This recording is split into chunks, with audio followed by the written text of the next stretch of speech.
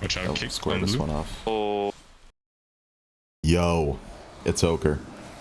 Welcome back to another 23 walkthrough with commentary. Got Skyreach for you today. If you aren't familiar, I'm going to take you through this whole dungeon, pull by pull, and give you my thought process throughout the key. Things I'm looking out for, any tech we're doing, buttons to press in certain places. You get the gist. With that out of the way, thanks for being here. Drop any questions below, and enjoy the video. So firstly, here is the route, and here are my talents. Both will be linked below. Just before the key starts, you want to start in Moonkin form and Heart of the Wild for a Starfall. Then you Moonfire the first mob, come out Barkskin Thrash the second pack, and then Moonfire Thrash again. You should Moonfire the first Raging Squall there. I had to double back for aggro. You don't have to do that if you get the first one. Then we Moonfire Thrash this pack, and it's important that you tank it right here, so that your AUG and your DH don't have to move around that wall to get LOS on the mobs. Then you want to taunt that Dreadraven as soon as it comes down to that pillar there, and fight the rest of the pack here. Make sure you Incarn as soon as your pre-pot Incarn runs out. Get Sundering Roar up quickly, and damage this pack. Make sure that you keep it out of the wind bursts. So you'll note that that first mob on the left, we parried it. That's because we are going to keep repairing it until we're ready to go to the first boss, and it'll be a cleave mob to help damage on the first boss. Because that's pretty much the only thing you can take into it. Then you want to make sure that everybody swaps to the new Dreadraven as soon as you get it in that pull, so that it dies at about the same time as the other one. And you don't need any defensives here except for a Frenzied Regen if you get low. So you'll note we repaired the warrior, it ran over the wall on the side there. Then going into this pull here, you want to pull the first 3 mobs with Survival Instincts, thrash those, and then pull the mobs on the sign with Moonfire. You want to thrash as soon as they're gathered. Aggro can be a little bit sketchy. Get a Bark Skin up as soon as your Survival Instincts runs out, and it's good practice to hold your second Lunar Beam here so that you can extend a little bit. Make sure you have it at the end of your Bark Skin. So I Lunar Beam, keep thrashing, keep thrashing. At this point, I'm going to start micro-kiting, so melees don't line up and I don't get one shot. I called Cocoon towards the end of my Lunar Beam. I just called Darkness. Darkness just ran out. So I'm going to stabilize, keep micro-kiting, try to stay in distance, and Lunar Beam, try to stay alive. This cast is about to go off, and we got knocked off the map. Everybody died. I didn't die because for some reason there's a teleport mechanic or something. I don't really know how that works, but we were able to stabilize. Funnily enough, the knockback actually helped me stall for my Bark Skin to come back up. Normally you would repair the warrior there as it comes back up and then take it into third boss once that pack dies, but I'm able to stay alive. My team respawns and we decide to keep going because we feel pretty good about the timer in here. And then I just had to turn off my combat overlay super quick. Everybody's running back, and we're going to go ahead and pull the boss.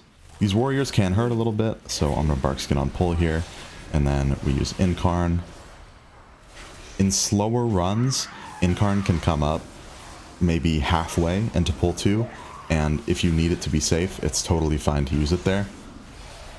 We kind of just want to avoid wasting too much uptime on the Incarn, because obviously damage, especially boss damage, is very important in this key for the timer.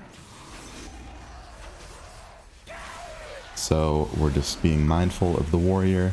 You're safe for the duration of your Incarn. And once that warrior is dead, this boss is super free to tank. So just make sure you're very, very on top of your positioning and trying to help your group in any way that you possibly can. So I'm going to Feral form Heart of the Wild there when I have my Lunar Beam down.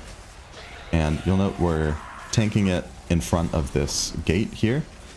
That is because it gives mainly my Monk and my Evoker the option to LOS the Gale Surge by walking into a corner past the side of the gate. I'll try to point it out when one of them does it. Another thing that makes this fight much easier is the vortexes that are going on the platform right now always go in the same direction. So the ones at the bottom will always be going counterclockwise, and the second from the bottom will always be going clockwise. And then past that, I'm just avoiding the vortexes, trying to keep the boss in generally the same place. Doing damage rotation, Thrash off cooldown, Lunar Beam off cooldown. You know the deal. You really don't need any defensives during this boss, unless you decide to help clear a Gale Surge pool on the ground. Then you just Bark Skin, and when you get knocked up, you can either Wild Charge or Interrupt. 3, 2, 1. So here my Monk LOSs the Gale Surge. He gets hit by a Vortex, but it actually does less damage than the Gale Surge, so he does have to use a defensive, but it's one or the other. He decides to take the Vortex. Then we're going to continue here, and it is imperative that you hold Incarn. You really can't squeeze out 2 Incarns on this boss. It's just very risky. And the next pull is probably the scariest pull in the dungeon, so you want to have it up for that.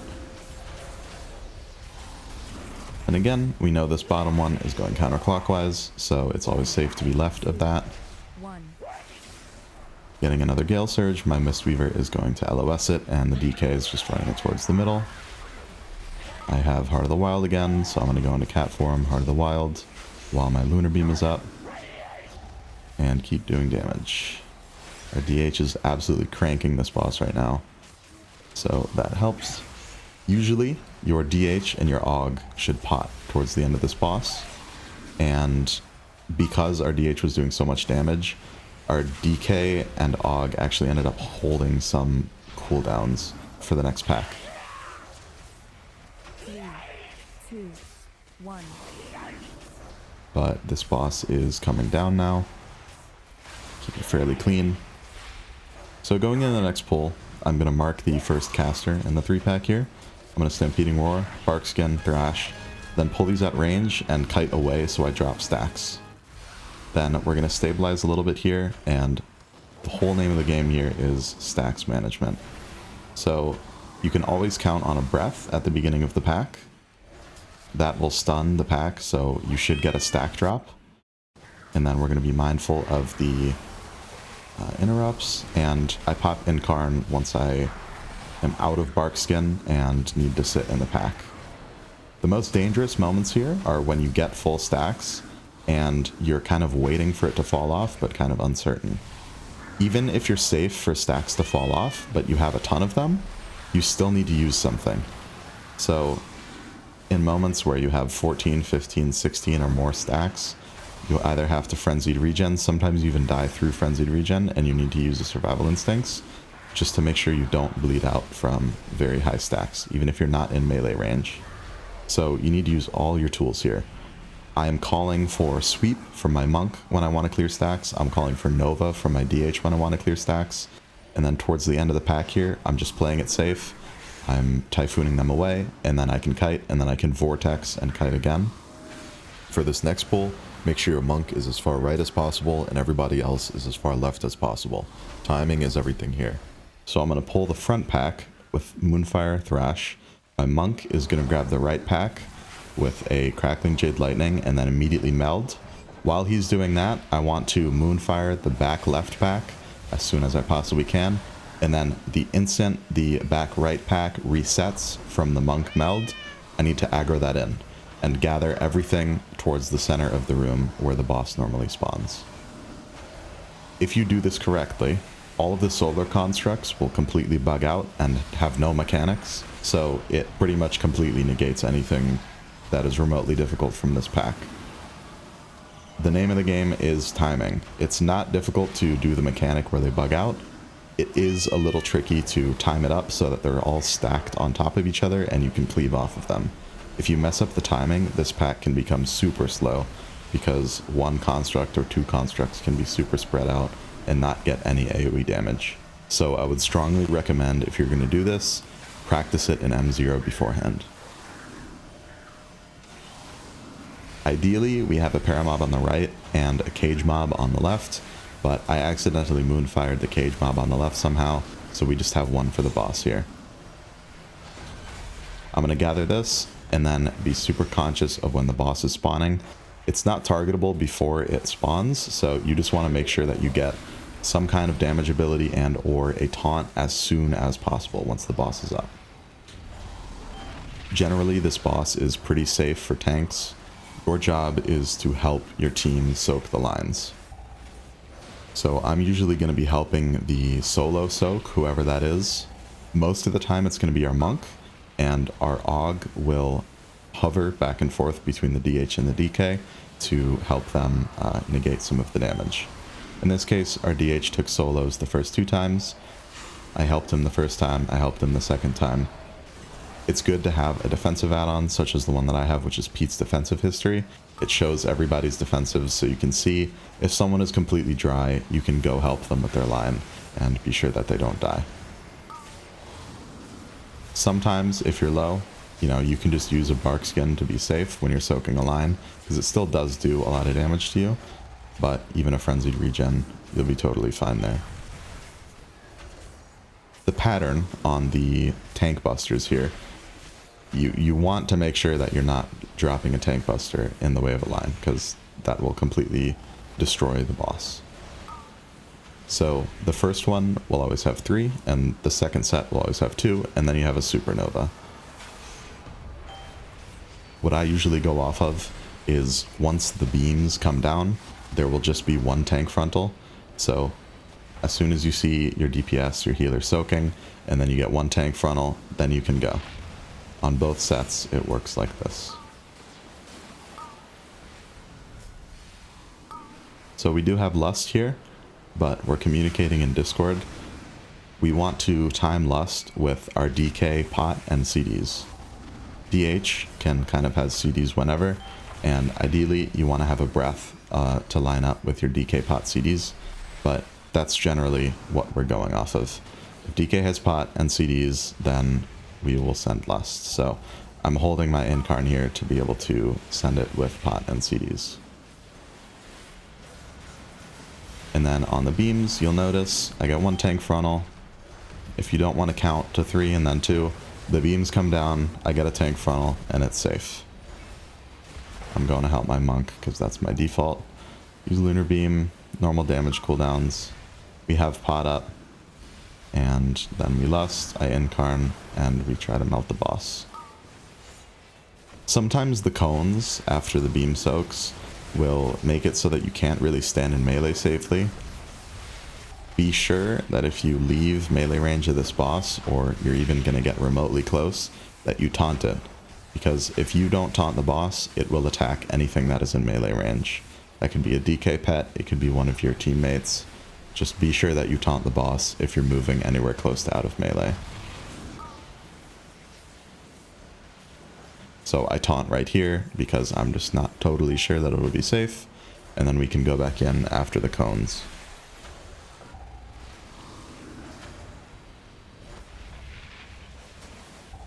So we did pretty good damage to the boss here. I'm going to help my monk one more time. We finish it out, and then we go into next pull. Next pull is a little bit scary if we don't have Incarn, but we just need to make sure that we double defensives because you get absolutely melted when you aggro these initially. So I'm going to go into Moonkin form, I'm going to Starfall with Heart of the Wild, and then Barkskin and Survival Instincts as soon as they come in. You need to use both, otherwise you will get one shot. And then our DH and Monk, as this is pulled, each para and cage one of the little birds respectively so that we can take it in for funnel to the next boss. Then getting in here, if you don't have anything up, be careful. You will probably need to use at least a frenzied regen, but once you have a lunar beam up at the very minimum, you are pretty safe.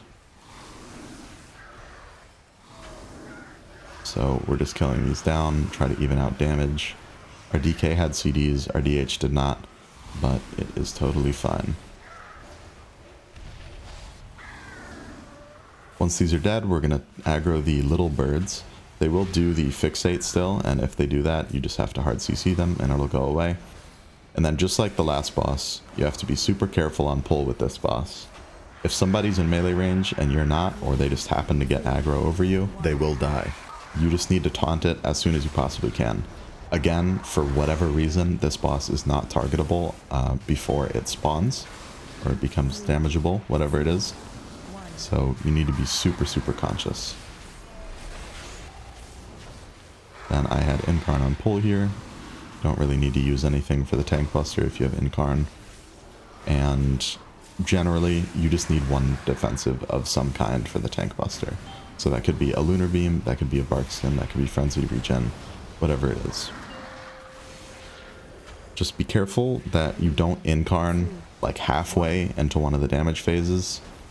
You need to Incarn right after a Searing Quills, otherwise you won't get full uptime. So I Lunar Beam here, I'll be pretty safe for the bleed.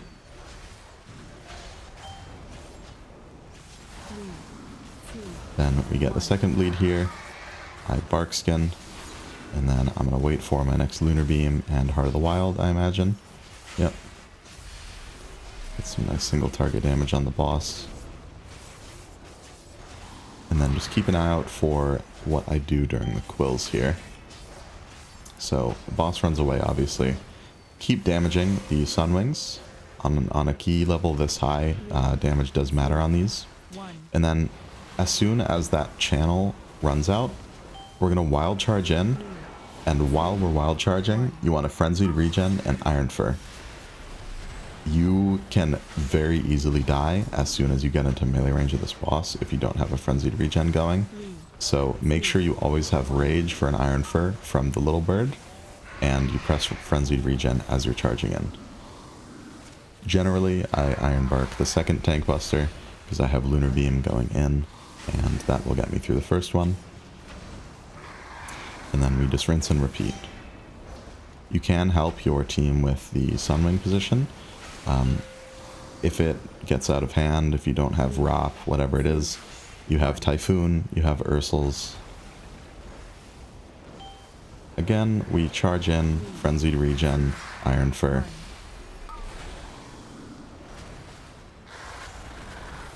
I Iron Barked the first tank buster here. It's really not a big deal, because you can survive all of the tank busters. And we Lunar Beam, and that'll get us through the second one. I do have Incarn here, but I'm going to hold it for the next pack again. There is a decent amount of downtime at the end of this boss while we do the skip. But again, the next pack is super scary. Just like pull 2, I want to hold it at the end of this boss. 3, 2, 1. So Wild Charge, Iron Fur, Frenzied Regen, and Thrash. This should be the last tank buster, so I'm going to Iron Fur it. Or Iron Bark, sorry. And then finish it out. So to get through the Wind Maze here, I'm going to go into Mount form, and our DK is going to mount me. And then I'm going to very precariously run on the edge here while our Evoker tries to line up a rescue. So he's going to rescue me, which will then take me and the DK to the top of the platform. And then once we're here, Monk can TP over and we do the wind just to be safe. Then for the skip, you want to gather in this corner. You can target the caster mob through the wall. Our DK is doing the skip, but once they're past that corner, you can roar and run through, and then you just want to get aggro on them with Moonfires. You can Lunar Beam if you want, just to be safe, because these mobs hit super hard initially. Then we pull all of this, pull the Solar from range, and we want to hold Incarn a little bit if we can. Then Breath comes in, you can always count on Breath for a reset. Pop Incarn and try to stabilize here. There's a bit more room here to kite, so you can kind of just go back and forth between the pack during your CDs, and naturally with Evoker knockups, with slows, D&D, anything that goes out, you will drop stacks. So I'm kind of just periodically running through the pack, getting just out of melee range of the Adepts, and I'll drop stacks. Just keep moving, pretty much. You do need to be careful when the solar orbs come out, make sure you're stacked on top of those. In this case, the solar elemental had less health than the solar orb when it came out, so we just focused that down. And then also when the solar elemental casts, you don't want to run out of range, so the mobs still stay on that. Normally the plan here is to sleepwalk cage one of the front mobs and para the other front mob, and then the DK will grip them down and we run up and get the warriors, but it got a little bit messed up here. So we actually got these two red health bar mobs first. Make sure you have barkskin when you pull them. Now our DK is going to grip the mobs down. We accidentally broke the para on the priestess here. That's not planned, but it's fine here. It's much better if the Blinding Sun Priest breaks. Having the Adept in this pull is super scary because you're generally very dry. So we're going to gather this and fight it at the top of the stairs so that getting a refresh on Para and Cage is super easy. And then we pull in the Blade Talon pack here as soon as we have cooldowns. So I'm just talking with my DK and DH, see when they have cooldowns, and as soon as we do, everybody is swapping to the Blade Talon. For the first Blade Rush, make sure your DH darknesses. And really the only scary thing with the Blade Talons here is to watch out when they do the Shear. If you get a Shear in addition to the melees from this pack, you'll probably die if you don't have anything rolling. But we got Incarn, so it's pretty safe. Make sure you keep an eye on the interrupts. There's one more Blade Rush and Solar Flame. You kind of just have to hope your Evoker doesn't get overlapped too bad here. As soon as one of the lieutenants dies, you can pull in the Dread Raven. And then as soon as they're both dead, you can pull in everything else and fight these four mobs themselves. So I'm going to Barkskin on pull. There's one Adept in this pack, and even one Adept can get super scary and overwhelm you very quickly. So you always need to keep an eye on your stacks, even with just one mob.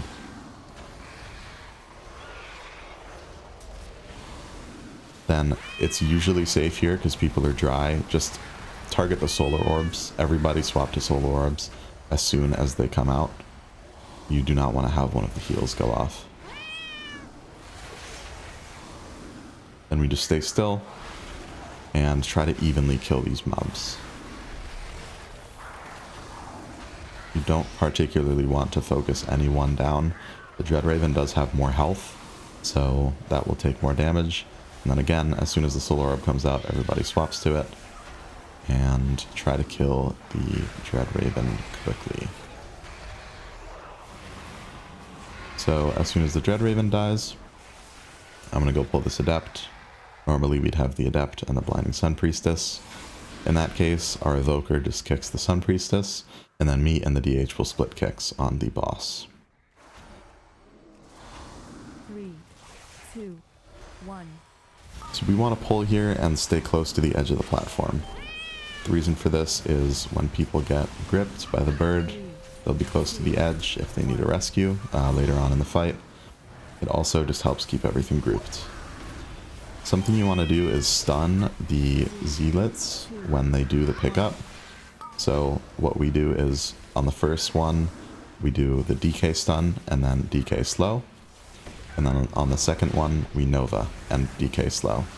And then you just alternate that. So one gets DK stunned, the next one gets DH stunned, and they're always slowed.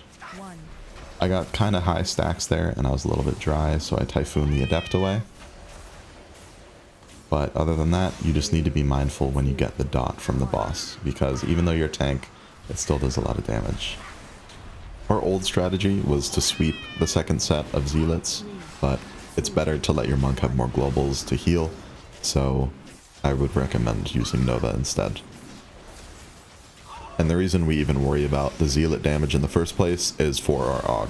Having multiple targets on one boss significantly increases their single target damage. 3, 2, 1. Be sure to always keep an eye on the kicks. And I did get the dot here, so I'm just going to go ahead and Barkskin to be safe. 3, 2, 1. Then Zealot comes out again. We're going to DK stun it and cleave as much as we can. 3, 2, 1. Again, staying near the edge of the platform to get as much cleave as possible. I got another dot, but I didn't have bark skin, so I'm just frenzied regenning. And then at this point, we are waiting for DK to have pot and CDs again, so we can lust. So I'm going to hold my pot and my CDs until that is called.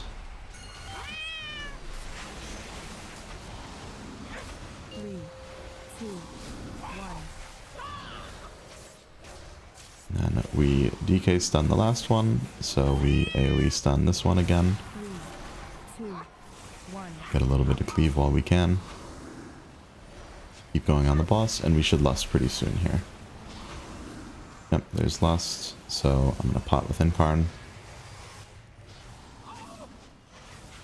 Sorry, I actually pot and then Feral Form Heart of the Wild, and then go into Incarn and Sundering Roar.